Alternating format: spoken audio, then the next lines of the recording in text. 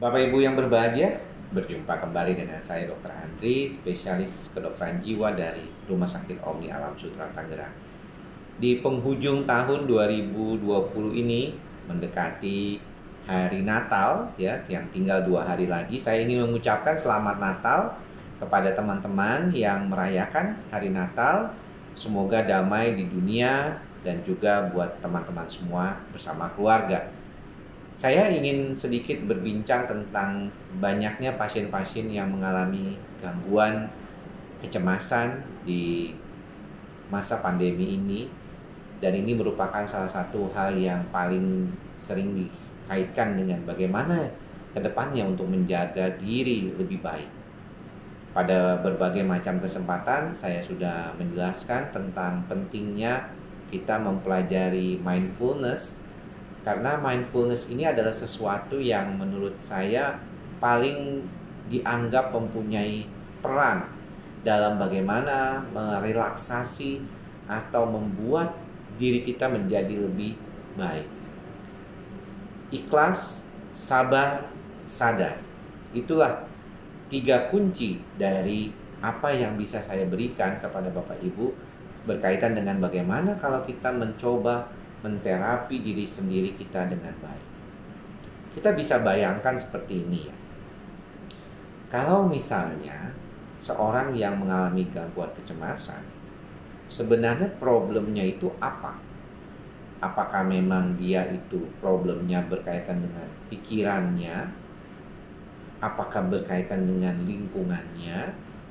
Atau berkaitan dengan situasional yang dekat dengan dia, dalam artian misalnya keluarga. Dan jawabannya sebenarnya bisa semuanya. Serta jangan lupakan satu faktor yang penting, yaitu faktor bawaan orang itu sendiri. Sehingga kalau kita lihat ke depan, banyak di antara kasus-kasus gangguan kecemasan sebenarnya tidak selalu melulu gitu ya, dikaitkan dengan adanya respon terhadap lingkungan yang nggak stabil. Tetapi kalau mau diingat atau dilihat secara mendalam, apa yang ada di dalam pikiran kita, itu sebenarnya yang paling utama terjadi. Jadi diri kita inilah sebenarnya menjadi sumber kecemasan itu sendiri. Kita mungkin sudah lama nih punya cara berpikir atau berperasaan yang sangat seringkali itu terlalu jauh kemana-mana. Saya selalu ingat kata salah satu tulisan dari Thich Nhat Hanh, seorang Bante, seorang biksu dari Vietnam yang hidup di pengasingan di Perancis.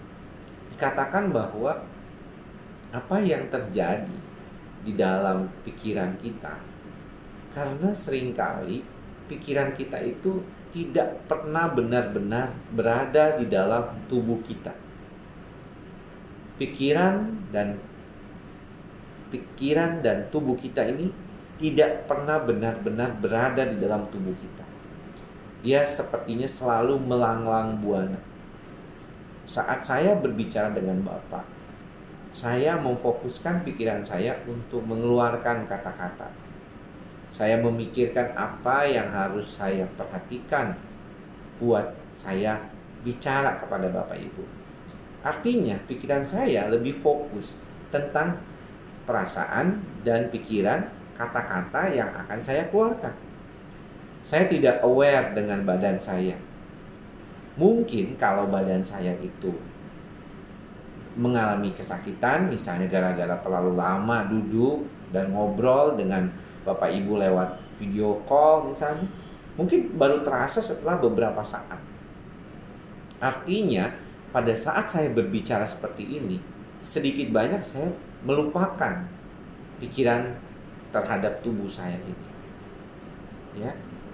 Padahal kalau kita mau berbicara tentang bagaimana kita bisa jadi tenang, itu adalah dengan menyadari tubuh kita, badan kita sebagaimana apa adanya.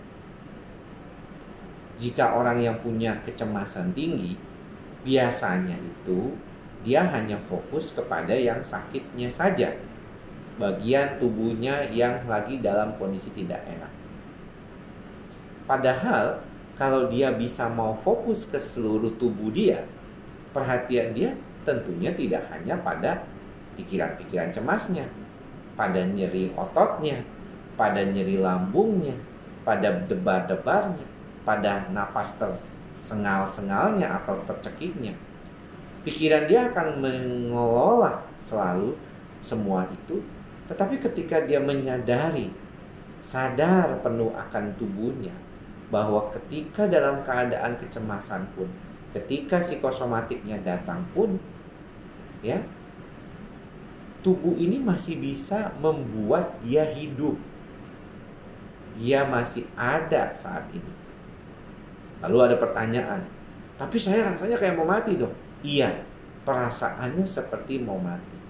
Tapi kalau kita eling, kita sadar dengan diri kita sepenuhnya, ternyata walaupun kita mengalami debar-debar, walaupun kita mengalami perasaan gak nyaman lambung kita, tubuh kita masih berupaya untuk membuat kita tetap hidup dengan baik.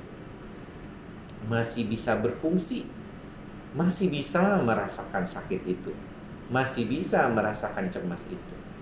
Artinya sistem sinyalnya masih baik, tidak malah nggak baik ataupun pikiran kita bahwa ada yang rusak dengan otak kita. Namun demikian, yang sering saya bilang bahwa ketika orang mengalami psikosomatik, ketika orang mengalami cemas, artinya otaknya dia itu memang sedang dalam kondisi yang tidak stabil. Sangat luar biasa pikirannya itu kemana-mana.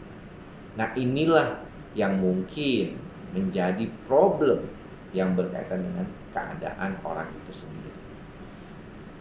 Bapak Ibu yang terkasih, semoga apa yang saya sampaikan ini bisa bermanfaat. Pelatihan diri kita terhadap bagaimana kita menyadari pikiran dan perasaan ini sangat penting. Saya tahu mungkin tidak semuanya bisa memahami apa yang saya bicarakan sekarang.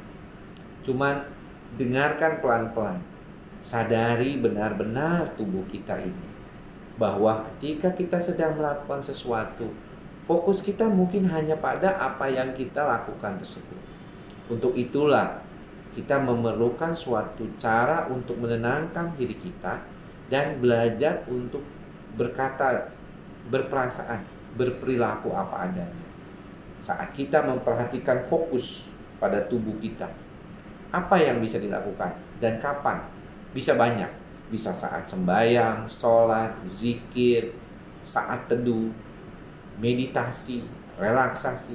Benar-benar kita fokuskan kepada diri kita, badan kita, apa adanya, supaya kita bisa membantu diri kita menjadi lebih baik lagi. Baik, demikian apa yang bisa saya sampaikan. Mudah-mudahan bermanfaat. Dan kalau misalnya agak bingung, boleh diulang-ulang dulu supaya bisa paham apa sih sebenarnya maksud yang tadi saya ungkapkan. Semoga semua makhluk berbahagia. Sampai ketemu lagi di lain kesempatan. Salam sehat jiwa. Bye-bye.